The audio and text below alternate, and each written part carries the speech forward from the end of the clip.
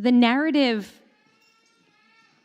highlight of this week's Torah portion is not one, but two acts of deception perpetrated by our ancestor Jacob upon his brother Esav. First, the taking of the birthright, rightfully belonging to the older brother, which in this case was Esav.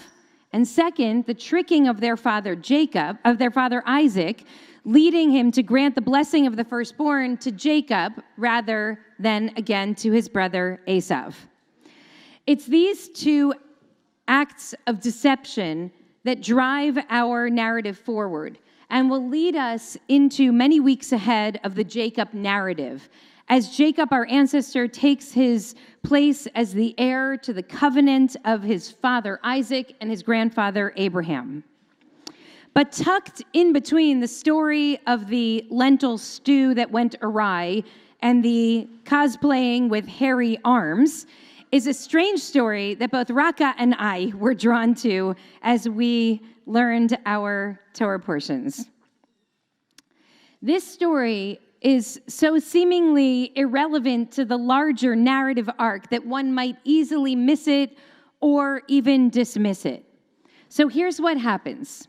In chapter 26 of the book of Genesis, there is a famine in the land, which Isaac, our forefather, tries to escape by taking his family to a place called Gerar. This is a place in central Canaan. It is the land of the king Avimelech, king of the Philistines. And here in this place, God appears to Isaac and warns Isaac not to leave the land and go down to Egypt. Why would he? But to stay in the land, to stay in this land, which will be inherited by Isaac and his descendants. Isaac in this moment is a climate refugee, like so many before him and after him. But here he has found a place where he can settle down and find all of the nourishment that he needs here in the land of the Philistines. But once he's there, he does something very peculiar. When the men of the town ask about his beautiful wife, Rebecca, his one true love, he claims that she's in fact not his wife, but really his sister. And they seem to perpetuate this ruse until one day, the king, Avimelech, looks out his window, V'hinei Yitzchak mitzachek et Rivka ishto. And behold, Isaac is mitzachek, he is playing with his wife, Rivka, who presumes to be his sister, as the story has been told. And this was frowned upon even back then. Now, this enrages the king, who accuses Isaac, Yitzchak, of lying to him. And he says the following: "How could you have said that she was your sister when in fact she is your wife? One of the men of this town actually almost took her to sleep with her. Imagine what a disaster that would have been." Isaac very flatly argues that he felt he had no other choice. He had to say that the beautiful Rebecca was his sister because had he admitted that she was his wife, surely someone would have killed him to take her. In other words, to protect his own safety, he has to endanger Rebecca's. This is a terrible and embarrassing story. But as I share with you the contours of the story again this morning, you might also recognize it, if you've been paying attention, as a familiar story. Because back in Genesis chapter 12, shortly after Abraham, who back then was called Avram, was called by God to a new land, Lech Lecha, there was a famine in the land. And Abraham, a climate refugee seeking sustenance, takes his wife, then called Sarai, down to Egypt, where when Avram was fearing for his own life, he instructs Sarai to pretend that she is not his wife, but in fact his sister. And disaster ensues. Not long after they arrive, Pharaoh sees the beautiful Sarai. He's captivated by her beauty. And what luck, she's single too. So Pharaoh takes our matriarch Sarai into his palace to sleep with her. And it's not like Avram is not aware of this arrangement. In fact, Pharaoh pays him very well for the right to the woman. Sheep and cattle and donkeys and servants. This is not my interpretation. This is direct from the text.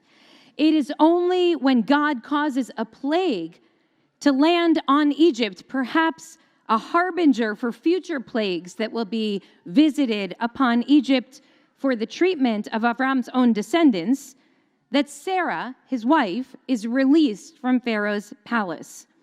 And I imagine that this must have been devastating, not only for Sarai, but for their marriage. The man who she is destined to build a nation with has prioritized his own safety and comfort over her safety and her dignity. And yet, soon after that story, it happens again. This time, it is after the destruction of Sodom and Gomorrah, and this time there's no climate disaster to blame it on, but Abraham again journeys. In chapter 20 of the book of Genesis, we read that Abraham settles in the land of Gerar, the land of Avimelech, king of the Philistines. Once more, he instructs his wife Sarah to pretend that she is his sister. Once more, the king of this land sends for her and takes her as his own. Were it not for God miraculously intervening, speaking to Avimelech in a dream, Sarah would not have been released. Do you see what's happening here? The same terrible story, with only slight alterations, is told in our Torah 3 times. Twice with the very same players, Avimelech, the king of Gerar. So what is actually going on here? What made Isaac, years after his own father twice jeopardized his mother's safety and dignity, to decide to do precisely the same thing with his own wife? What does it mean that one of our patriarchs is best known not for forging his own path, but for demonstrating the continuity of the covenant by replicating as precisely as possible the patterns of his father, even the worst of those behaviors? Isaac will go on to dig precisely the same wells that his father once dug. He will name them exactly what his father named them. Now, remember that Abraham, Isaac's father, was an iconoclast. He was an idol shatterer, a man who broke from his own father's ways. And yet, here is Isaac and the commentators who read Isaac, and they say that he is choosing to honor his father's spirit, not by becoming an iconoclast in his own right, but by replicating precisely his path. Sforno writes that this repetition compulsion, in fact, is not a failure, but it's the very fulfillment of Isaac's spiritual purpose. In the words of Radak, this establishes the unbroken continuity from one generation to the next. This is the very embodiment of Ledor Vador, or as our dear Sharon Hall's father, Monty, used to say, Ledor Vador, Ledor number 3. Don't worry, Abba, Isaac seems to be saying. I will inhabit the very reality that you inhabited. Your friends will be my friends. Your enemies will be my own. I will veer neither from your triumphs nor even from your failures. Do you see what the text here is trying to tell us? That history repeats itself. So learn the patterns, predict the outcomes. What happened to you will happen to us. To believe otherwise is folly. Now, the thrust of our tradition is undeniably toward honoring those repeating patterns, not only from Abraham to Isaac, but from the forefathers to their descendants for all time. And so Ramban will tell us that Abraham going down to Egypt portends the Egyptian bondage that his descendants will experience generations later. And Isaac settling in Gerar among the Philistines will hint at the Babylonian exile that our people will experience generations later. Deliberate repetition turns each individual story not only into a singular episode, but a broader demonstration of how Israel will engage the world across many generations. Now, maybe you can guess why I am so focused on the question of history repeating itself this week, of all weeks. Last week, the most significant right-wing media personality in the country engaged the most popular representative of neo-Nazism in America on his podcast for multiple hours, speaking quite bluntly about the problem of American Jews and the problem of Israel. That neo-Nazi said, "We have to go further than to say that something is up with Zionists or Israel. It's not Israel, it's the Jews." In a conversation with Ezra Klein about that podcast, historian John Gantz explained the significance of their conversation, pointing to the way that anti-Semitism functioned in Tsarist Russia and in France, for example, where it became a tool of the elites, aristocracy, and clergy who did not want social change, who wanted to shore up their own prominence, but needed mass support for that. They needed a target. They needed a story about economic dispossession, about a world that doesn't make sense. And that's where we come in. Anti-Semitism becomes a very useful tool in rechanneling that energy. Every dissatisfaction in the modern world, says Gantz, every social problem, you can relate back to the Jews. It simplifies every single social issue, and it creates one recognizable enemy that is responsible for all of it. That's not new, he says. Every single social problem can be blamed on the Jews. But that's not the only way that we hear today the dark echoes of the past. Gantz explains that there is a historical pattern here. The interview between this neo-Nazi and this right-wing media star is almost textbook, he says. You have the anti-Semitism of the gutter, crackpot anti-Semitism, he calls it, those dripping with resentment toward a world that they feel doesn't have a place for them, marrying what he calls anti-Semitism of the declining aristocracy. These are people who see an America that's no longer the way that they remember it or the way that they want it to be. It doesn't look the way that they look. It has norms that they don't share. And the coming together of the respectable anti-Semites and the crackpot anti-Semites, he said, that is the creation of an actual anti-Semitic politics that we ought to be quite concerned about. Meanwhile, against this backdrop, 200 protesters gathered, you may have read, outside of a synagogue on the Upper East Side, chanting Intifada Revolution. And in case you don't know what they meant by it, they went on to explain, chanting death to the IDF and death to the Jews. And in Union Station in Washington, D.C. this week, maybe you saw, a group of activists sat at a table that was draped in blue stars of David, wearing masks of the Israeli Prime Minister and U.S. elected officials, including the current and former presidents of the United States and the Secretary of State. There they drank goblets of mock blood, and they gorged on fake organ meat and bloody limbs of children. It was a pretty obscene display that harkened back to the medieval blood libels that accused Jews of murdering non-Jewish children to harvest their blood and bake it into our matzah. The very next day, the U.S. Coast Guard issued a new directive that stripped swastikas, nooses, and Confederate flags of their designation as hate symbols, a policy that was designed to align more with the president's vision for America.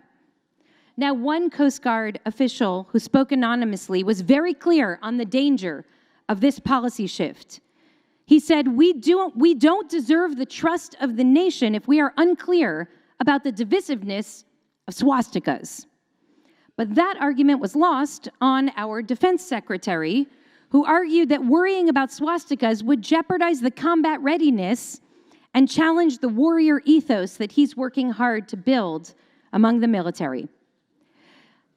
I heard yesterday morning that the Coast Guard's decision was apparently reversed.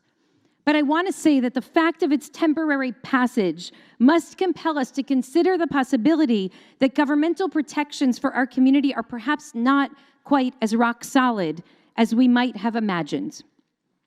All of this is landing at precisely the time that there is a massive erosion of trust in our national organizations that were ostensibly designed to protect the Jewish community from anti-Semitic attacks, leaving many of us in the Jewish community feeling confused and vulnerable and angry. In 1 week, podcasters marrying guttered, discontented anti-Semitism with aristocratic, in decline anti-Semitism. A synagogue protest that seems like a screen grab from the streets of Berlin or Baghdad or Aleppo. A blood libel at Union Station that looks and smells a lot like a piece of Nazi propaganda. And a reckless decision of the Coast Guard. It is perhaps the confluence of all of these things that led to so much chatter about the year 1939. It's impossible not to hear echoes of the past. Surely we have seen this before. But my question is this: must we accept that we, like our ancestor Isaac, are stuck cycling endlessly one generation to the next, destined to suffer the same heartache as our ancestors, limited to the same set of tools that they had in order to navigate all of this challenge? Is there not a price for failing to deviate from our parents' way? For our ancestor Isaac, that price, the price of blind repetition, was a failure of imagination. Every problem he encountered in his life, he could respond to only through the limited lens of the experience of those who came before him. So he lies that his wife is actually his sister because his father did, even when it threatened to endanger his beloved's life. He gets stuck in his mother Sarah's scarcity mindset, and he believes quite painfully that there's only enough blessing for one of his two children, just like his mother did. 3 times his son Esav weeps and begs him to change the family script, to expand his sense of possibility. Barcheni gamani avi, he says twice. Please, Abba, bless me too, says Esav. Halo atzalta libracha. Is there no blessing saved for me? But Isaac repeatedly comes up empty-handed. Why can't he find another blessing for his son? Because he only knows one storyline. He only knows how to process the world through the limited lens of what his parents and grandparents did.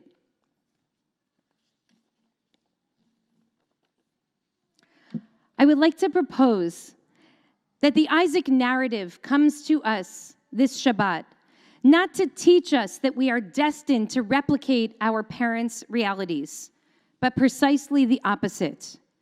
Perhaps it comes to teach us that we must learn from our family stories, that we must train our eyes to see the patterns in history, that we must always know that every generation might face challenges like the generations before, and yet we are each called to forge our own path, to differentiate the future from the past.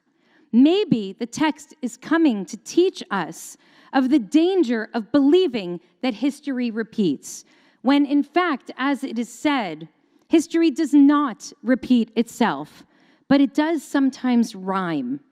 Because when we look not for repetition, but for the rhyme, we actually take back our agency. A rhyme informs us of where we may be heading, but it does not dictate the outcomes. It actually gives us the chance to tell a different kind of story. And this matters because it's not 1939. It is 2025. And it's true that this is an alarming, combustible, dangerous moment. And we are seeing all around us very dark and concerning signs. We are seeing accelerants from multiple quarters, and that must not be dismissed.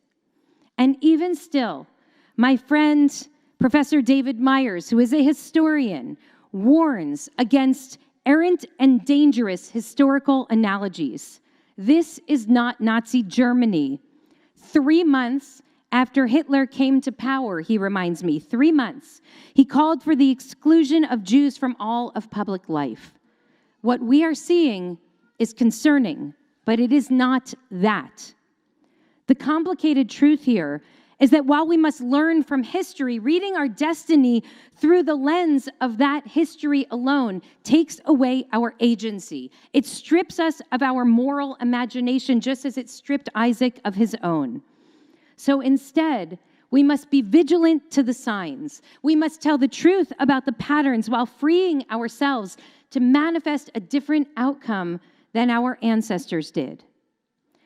On his way out of Gerar, the land of the Philistines, Isaac does dig a well that his father did not. And he calls that well Rehovot, saying, now at last, God has granted ample space for us to increase in this land. Rehovot, wideness or expansiveness. And this strikes me as incredibly significant. The one time in his life that he diverged from his father's path, he diverged toward expansiveness. When Abraham determined there wasn't enough land even for him to share space in proximity to Lot, his nephew, his son Isaac found another way. There is enough, he said. I believe that in the days ahead, we are going to be called to the same kind of expansiveness. So let us keep our eyes on the truth. Let us not try to escape reality, but instead to own it. But let us not feel imprisoned by the past. We are not called only to replicate what became before. Instead, every one of us, is called to think and dream and act as expansively as we could, so that we can create a different kind of future for us all. I wish you Shabbat Shalom.